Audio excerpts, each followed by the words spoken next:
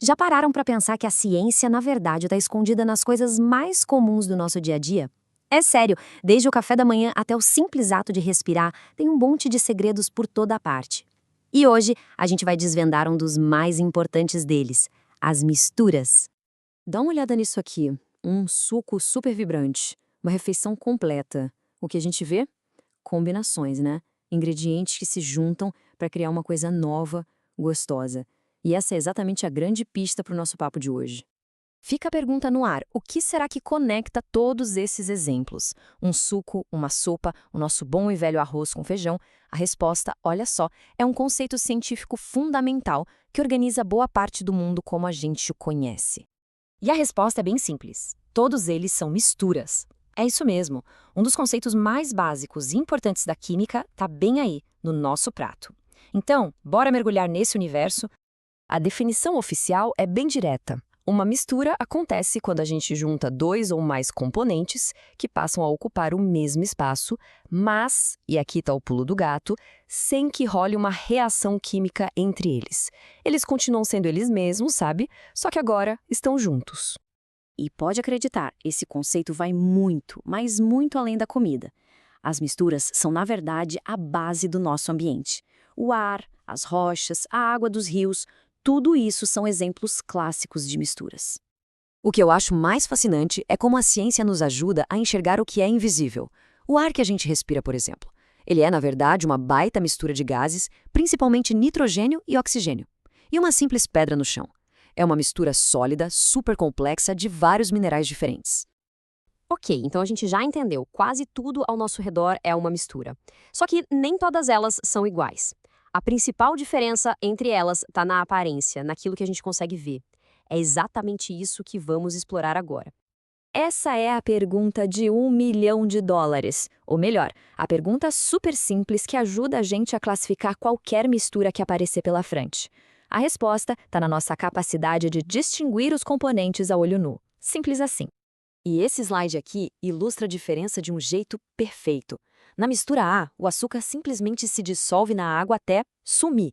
Já na mistura B, meu amigo, pode agitar o quanto quiser. As camadas de óleo, água e areia não se bicam. Elas se recusam a se unir de verdade e ficam ali, bem separadinhas. Então, quando a gente consegue ver as diferentes partes, como no caso do óleo e da água, a gente chama isso de mistura heterogênea. O prefixo hétero quer dizer diferente, o que faz todo sentido, já que a gente vê fases diferentes ali. E quando a mistura tem aquela aparência uniforme, toda por igual, como água com açúcar, aí sim temos uma mistura homogênea. Homo significa igual, porque no fim das contas, tudo parece ser uma coisa só. As misturas homogêneas são tão importantes e tão comuns que elas ganham um nome especial na ciência. Elas também são conhecidas como soluções. Esse esqueminha aqui é ótimo para entender como uma solução se forma. Basicamente, a gente tem algo que se dissolve, que nesse caso é o corante, e algo que dissolve, que é a água. Quando eles se juntam, pronto, formam a solução. Trazendo para um jeito bem simples, toda solução tem esses dois papéis. O soluto, que é a substância que se dissolve, e o solvente, que é a substância que faz o trabalho de dissolver. E por falar em solvente, a água é a grande estrela do show. Não é à toa que ela é chamada de solvente universal. Ela tem uma capacidade incrível de dissolver uma quantidade enorme de substâncias, o que a torna absolutamente essencial para a vida como a gente conhece. Certo, agora vamos pegar todo esse conhecimento e aplicar em algo super comum, que muita gente consome todo dia, só para ver a ciência acontecendo na prática. Parece uma pergunta meio óbvia, né? A água é água? Horas. Mas será que é tão simples assim? Principalmente quando a gente está falando da tal da água mineral?